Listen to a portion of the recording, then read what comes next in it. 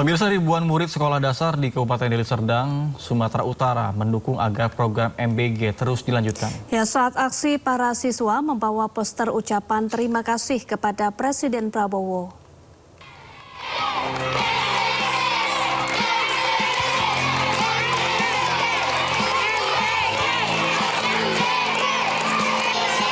Inilah aksi dukungan terhadap program makan bergizi gratis MBG yang dilakukan murid-murid sekolah dasar di Desa Sampali, Kecamatan Percut Seituan, Kabupaten Deli Serdang, Sumatera Utara. Mereka mengaku senang mendapat MBG karena kerap berangkat sekolah tanpa sarapan dan lebih fokus saat belajar.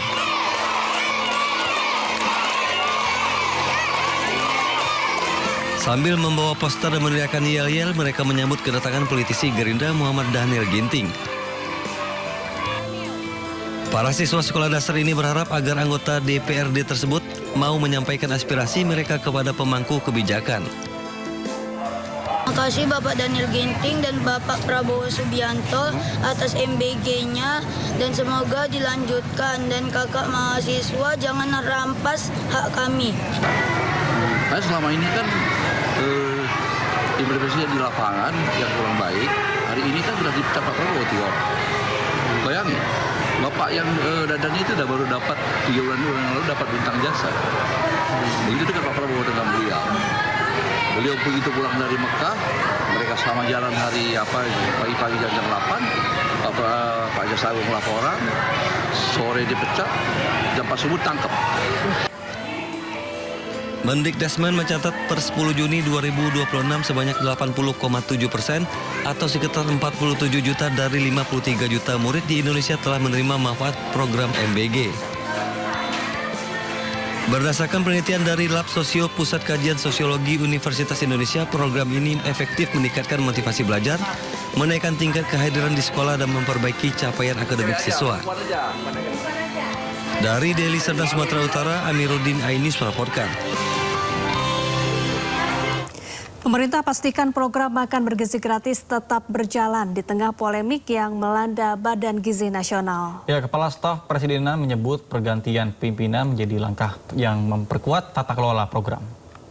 Pergantian pimpinan BGN dan proses hukum yang saat ini berjalan menunjukkan bahwa pemerintah tidak menutup mata terhadap masalah yang terjadi.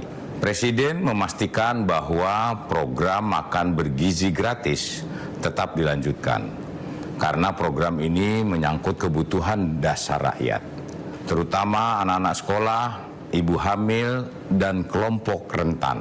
Kita tidak boleh berhenti hanya karena ada masalah, tetapi justru harus belajar dari masalah itu, memperbaiki sistemnya, dan memastikan manfaat program tetap sampai kepada masyarakat.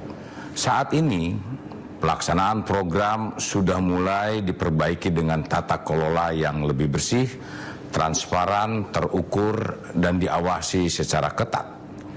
KSP juga mendorong dibukanya ruang pengawasan partisipatif dari masyarakat agar publik dapat ikut mengawal pelaksanaan program, menyampaikan masukan, dan melaporkan apabila menemukan penyimpangan di lapangan. Yang paling penting, program ini harus dirasakan langsung oleh masyarakat, dijalankan dengan tata kelola yang baik, mengedepankan kualitas, tepat sasaran, dan bersih dari penyimpangan. Kita jadikan setiap koreksi sebagai momentum untuk memperbaiki diri, memperkuat sistem, mempertanggungjawabkan setiap rupiah uang rakyat yang digunakan program MBG untuk meningkatkan kepercayaan publik. Pemirsa, libur tahun ajaran baru dimulai pekan depan. Ya, selama liburan, anak sekolah tidak lagi mendapat menu MBG demi menghemat anggaran negara hingga 3 triliun rupiah. Tapi rupanya upaya hemat anggaran itu diprotes para pengusaha dan pemilik dapur MBG. Ada yang tidak rela makan bergizi gratis dihentikan sementara selama libur sekolah, meski tujuannya untuk menghemat anggaran negara. Protes disampaikan para pengusaha dan pemilik dapur MBG yang tergabung dalam Himpunan Masyarakat Dapur Generasi Emas atau HMD Gemas. HMD Gemas menyebut penghentian sementara MBG akan berdampak pada usaha pemilik SPPG hingga petani dan peternak supplier. Protes serupa juga disampaikan Gabungan Pengusaha Makan Bergizi Indonesia. GAPMB menilai penghentian MBG saat libur sekolah menimbulkan ketidakpastian bagi mitra SPPG.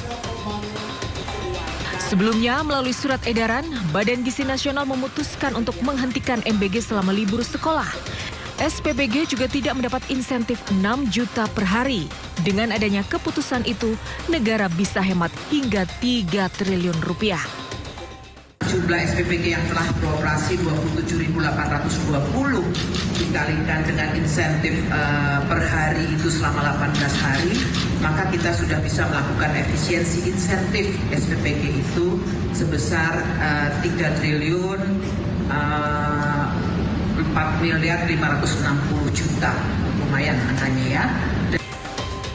Sebelumnya di era kepemimpinan Dadan Hindayana yang kini tersangka korupsi, MBG diberikan non-stop, baik saat libur sekolah bahkan saat Ramadan.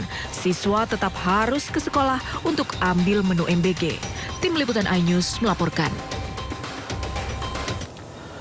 Pemirsa, Kejagung menetapkan Glory Harimas Sihombing sebagai tersangka baru dalam lingkaran korupsi MBG. Kejagung menyebut bersama Dadan Hindayana, Glory terlibat praktik jual beli dapur MBG.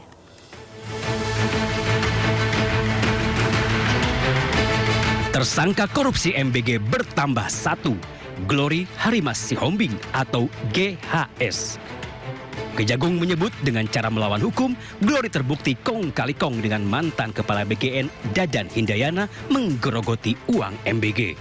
Modusnya, Ketua Yayasan Indonesia Food Security Review ini bertindak sebagai calo atau broker yang bertugas memperjualbelikan titik-titik dapur MBG. Harga yang dipatok tidak main-main, mencapai 100 juta rupiah per lokasi. Setelah berhasil memperjualbelikan titik-titik dapur MBG, Glory menyetor uang haram itu kepada Dadan Hindayana. Bahwa saudara GHS ini merupakan pihak swasta yang diminta oleh saudara tersangka DH selaku Kepala Badan Gizi Nasional untuk mencari mitra dalam rangka pelaksanaan program makan bergizi gratis.